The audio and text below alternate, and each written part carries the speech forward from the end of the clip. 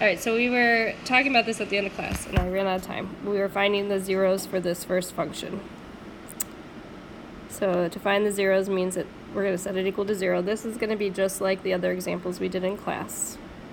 I'm going to go ahead and take out the x from this, and then I need to factor that part that's left. I'm looking for factors of 36 that add to negative 12.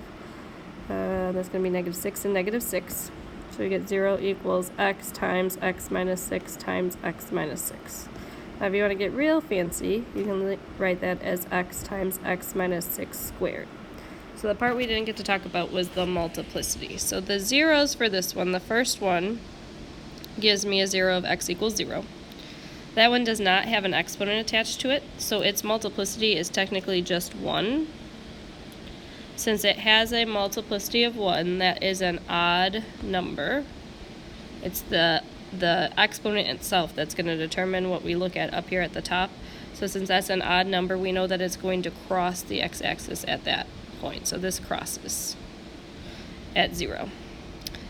The other 0 we get is x equals 6. But if you notice, that has an exponent attached to it of 2. So that tells me that it has a multiplicity of 2 since it has that exponent. And 2, that exponent, that multiplicity, is an even number. So when it has an even multiplicity, that tells me that it's going to bounce at that point, that the graph will bounce. I'm going to look at more physically what's happening with the graph, but I need you to start to see when it's going to cross and when it's going to bounce. That's what I need you to practice when you get to this section of the homework. So let's look at number 2. Again, we're trying to find the 0, so I'm going to set this equal to 0. This one has 4 terms, so you do need to go back to what we talked about last chapter. When it has 4 terms, you should be factoring by grouping. So out of the first term comes an x squared. We're left with x minus 2. And out of this next group comes a negative 4. Excuse me, we're left with x minus 2. So we end up with 0 equals x squared minus 4 times x minus 2, and I do want to see you completely factor this down to get your zeros. This x squared minus 4 is a difference of 2 squares, so it factors to x minus 2, x plus 2, with another x minus 2.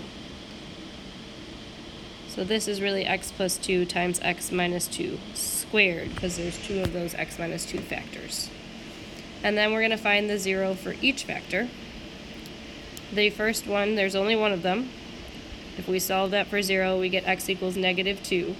So since there's only one, if you need to draw that little 1 in there, that is an odd exponent. So that means it's going to cross at that value. This would be a cross, since it's an odd exponent. And then the other 0, if we set this guy equal to 0, we're going to get x equals 2. That has a squared on it.